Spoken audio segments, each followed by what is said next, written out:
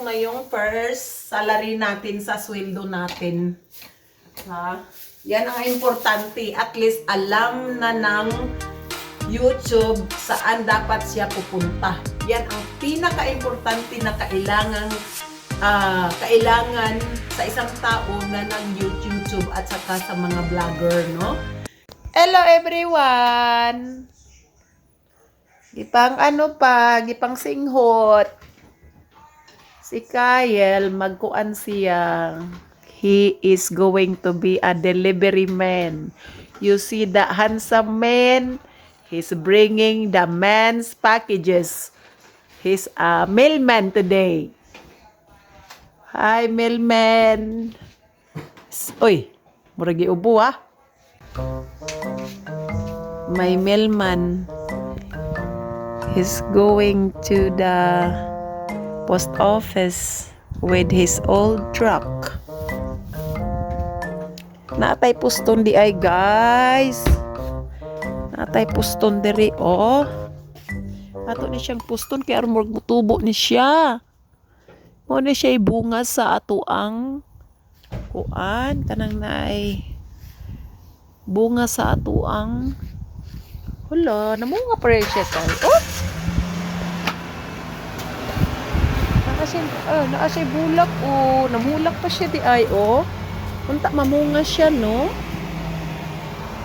Ay kaluoy sa Dios namulak unta mabunga siya ba kay dili ba tanang bulak na mahimo siya og bunga. Oo.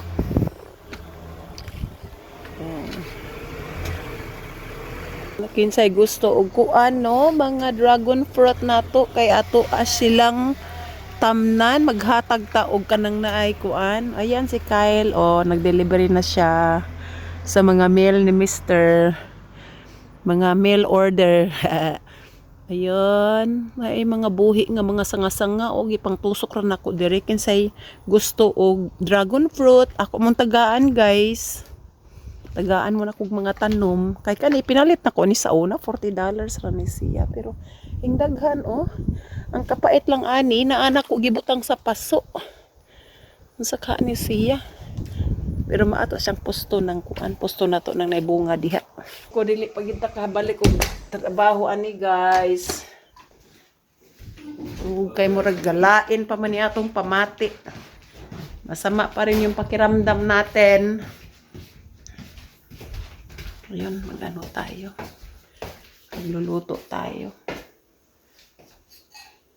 Luto tayo ng taco meat. Taco meat. Yeah. My husband is sick. Yes. Who gave me the sick? Yun. It wasn't me. It was you. It was not me. It's always you. Ah. Not me. Uh-huh. You are to blame. Me to blame. Magluto tayo ng ano guys? Magluto tayo ng... You're $1 million selling. Oh yeah. I I'm forgot. hungry. I'll eat that. Yeah, okay. Magluto tayo ng ano guys, ng ating lunch. Magluluto muna tayo ng lunch guys, kahit masama pakiramdam natin guys. Luto muna tayo ng ating lunch. Ayun, nagluto ako ng kanin dito, pinadukot ko ba pa, kasi gusto ko kakain ng dukot. Sana may dukot ito. Ayaw ko magamit ng rice cooker. Maghinaw muna tayo guys, maghugas ng kamay mabuti dahil hindi tayo well today.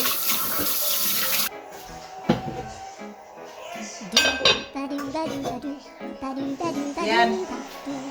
Tayo ng ating taco meat. Yan. Ito ang taco meat natin guys.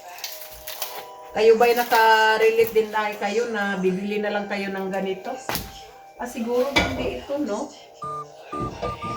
Siguro ito isa.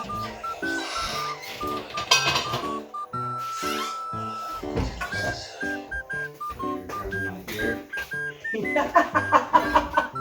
can I Hello guys! enjoy a few minutes at peace? Tingnan mo naman yung damit ko guys, oh, tibak, oh. Tibak. Yung damit, wala na guys, pobre na, wala na tayong trabaho. Wala na tayong trabaho guys, wala na tayong pera guys. Mabuti pa, mag-vlog-vlog na lang tayo guys, para makapagtira tayo. Ay, kahit isang 5 guys, okay lang yun guys. Pag wala tayo guys, wala tayong trabaho guys, wala tayong income. Kaya hindi tayo makapag-work. Kung masama yung pakiramdam natin, no? Tapos ngayon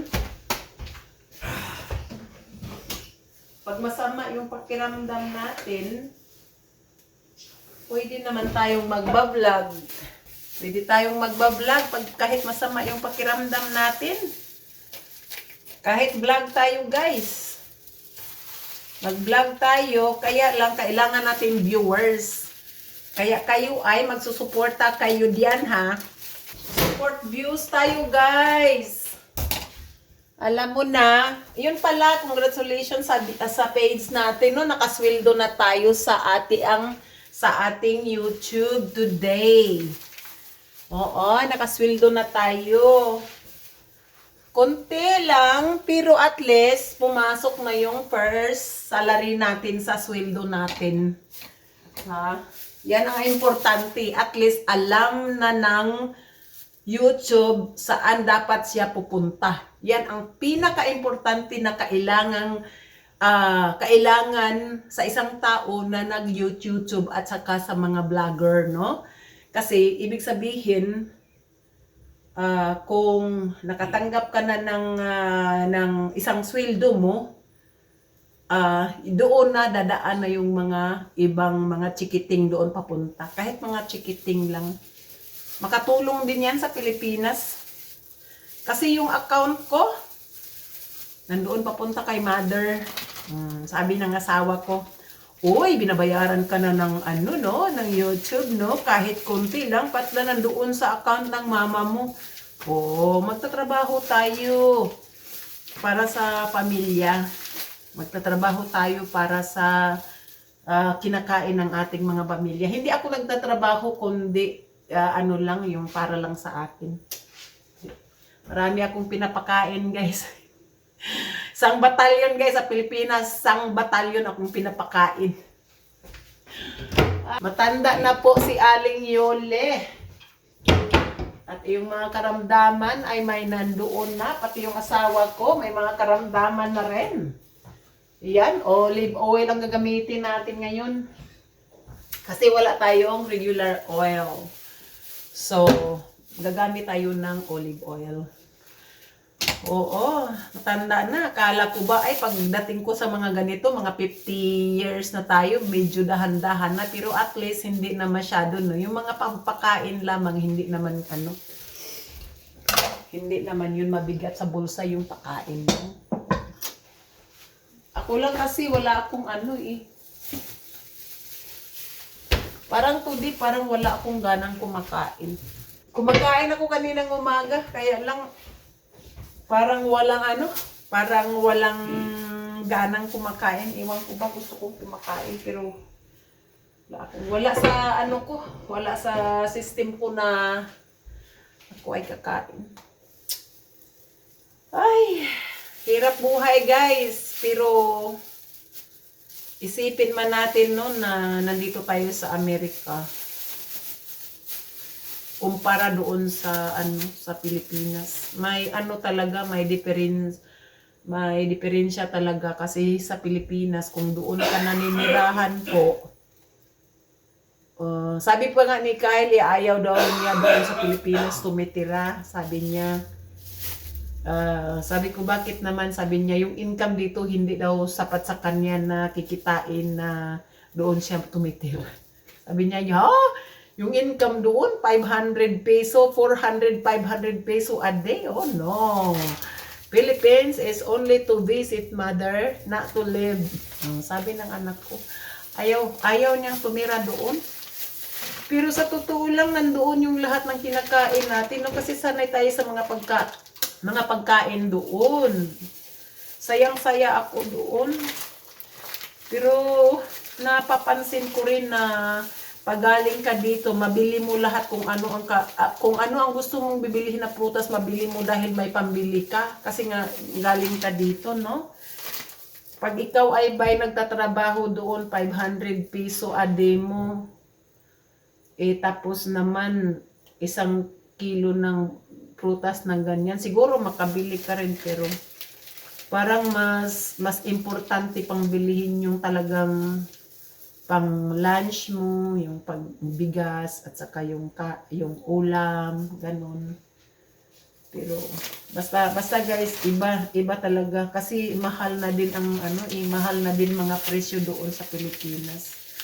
Dito naman pag ikaw ay nasa good ang mo, yung healthy ka, ang pangangatawan mo ay healthy ka, Amerika ay para sa iyo. Kasi lalo na pag masipag ka. Pero pag may mga karamdaman, ang Amerika hindi para sa iyo. Yung hindi mo kayang magtrabaho, yung Amerika hindi para sa iyo. Dahil ayun na nga, magpapasupport ka rin dito sa sistema. Mas maganda yung magtatrabaho talaga. Ito nga pala, yung ginagawa ko na onion. Yung onion na nilagay ko sa freezer, lagay ko na lang dyan. Ipamelt ko yan dyan.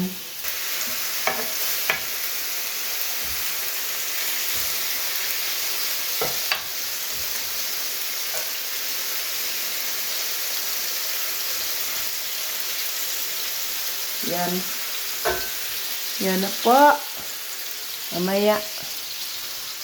Masama pa talaga yung pakiram. Parang yung katawan ko ba parang yung katawan ko parang sa gabi yung mga restless leg pa ako. Yan talaga ako guys, pag ilang beses ako nagkaganito, no? Ang simptoma ko talaga ay restless legs. Ayan, restless legs. Ayan.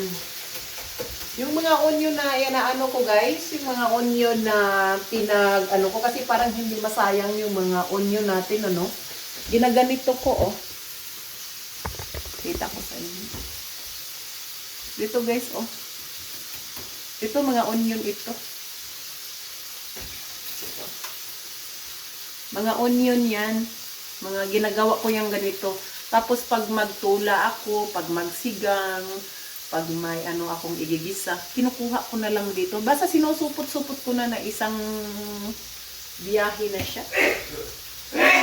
Yan ang ginagawa nyo guys, parang hindi kayo nasiraan ng mga gulay, ng mga onion, or tumubo na yan pag hindi mo yan hindi mo yan gaganyan.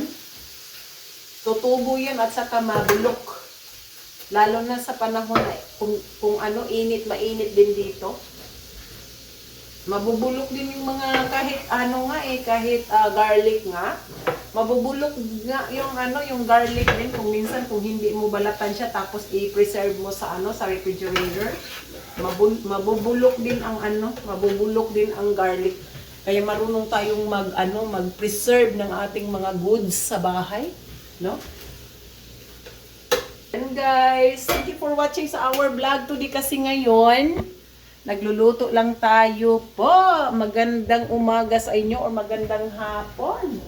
Balita lang natin ngayon po ang ating good day ngayon kasi pasweldo natin ngayon, di ba? Thank you guys for watching, lalo na sa asawa ko. Say hello to my vlog.